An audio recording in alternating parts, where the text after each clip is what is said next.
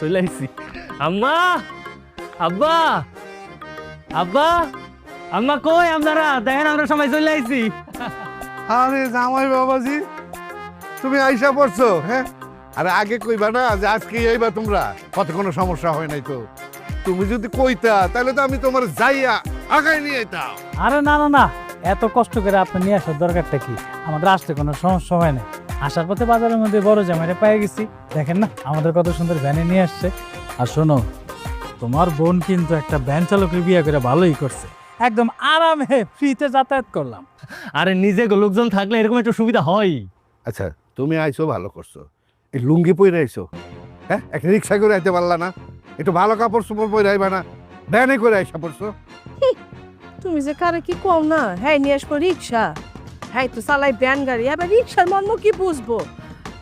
আচ্ছা ভালো করছো, ভ্যান নিয়ে আইসো, খুব ভালো করছো। আম্মা, এই যে আইতে না আইতেই তোমরা আমার জামাইয়ের কথা শোনানো শুরু করে দিছো। এই জন্যই না আমি তুমগো বাড়িতে আইতে চাই না। এই, তুই এত রাগ করতেছিস কেন? আম্মা তো ভুল কিছু বলে নাই।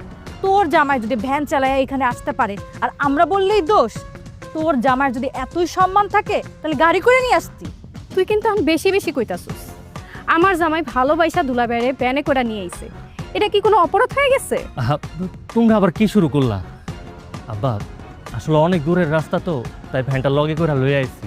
এর মধ্যে বাজারে দেখা হয়ে গেল তুলি আর তুলির জামাই লগে, দেখি ওরা দুজন ভ্যান খুঁজতেছে।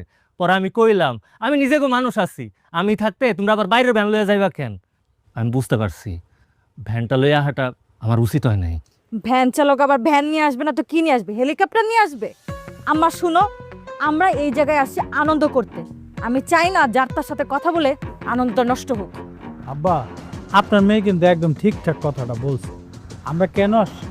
আপনাদের বিবাহ বার্ষিকীর উপলক্ষে এই বাড়িতে আসা।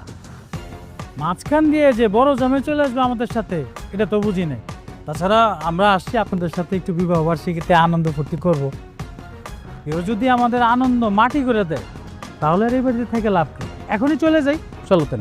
আল্লাহ, আমার জামাই বাবাজি কি কয়? হ্যাঁ, কারো জন্য নষ্ট হবে মানে? তুমি এত শখ করে আনন্দ করতে আসছো শ্বশুর বাড়ি, হ্যাঁ? সে আনন্দ নষ্ট করতে দিই আমি না। কারো জন্য যদি সে আনন্দ নষ্ট হয়, আমি আছি না তোমার শাশুড়ি, তুমি কোনো চিন্তাই নিও না। হ্যাঁ, আব্বা আম্মা মনে হয় আমরা আর সাথে খুশি হন নাই। আসলে আমরা চিন্তা করছিলাম কি বাড়িতে একটা উৎসব, একটা অনুষ্ঠান, তাই আমরাও যাই, সবাই মিলে একসাথে আনন্দ করুম, ফুর্তি করুম।